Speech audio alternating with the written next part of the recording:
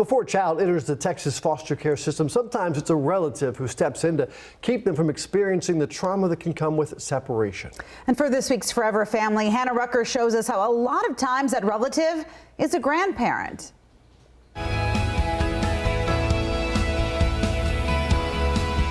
For some Texas children, their grandparents are a lot like guardian angels. 10 years ago, I got a call from CPS, and so I get a 3-month-old child. And the child was born and was taken from the hospital, and CPS did not give me the opportunity to take this child, so they placed it in foster care. Mercedes Bristol is that guardian angel to her 5 grandchildren. And 9 months later, I get 4 more children from my son, and these are all my son's children, and so those children had been removed for the 3rd time, and so at that point I had to do something. But as she told me, sometimes she feels like her wings are clipped. And I ended up adopting all 5 grandchildren, and so now I was 57 years old, and now what do I do? You know, and so I looked for resources and I couldn't find any. When I enrolled the kids in school, they said, "Miss Bristol, what do you need?" And I didn't know what I needed. I didn't know what was available. I didn't know the hardship that I was going to go through.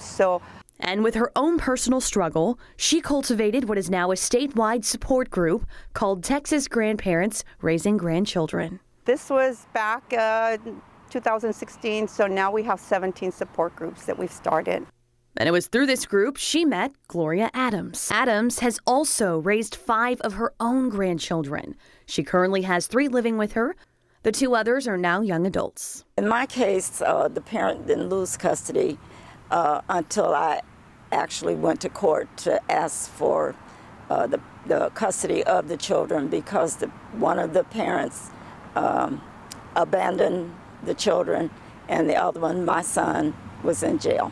She describes the mental and emotional hardships she and her grandbabies have experienced over the years as a result of parents not showing up to be there for them. At the very first instance, my grandchildren were with me for spring break, and when I went to take the children back home, the mother wasn't there.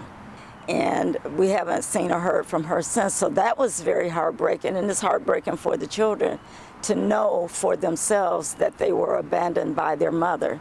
And this has been like about 5 years now, and my son is their father. When he got out of jail, he was supposed to assume some responsibility for him. And she says the support group has changed her life for the better. And having the support groups and having the help of other grandparents to be able to talk these issues through, for me is comforting. I would have to use that word. It's very comforting to know that there's someplace I can go. The Austin support group will meet the last Wednesday of every month. In Austin, Hannah Rucker, KVUE News.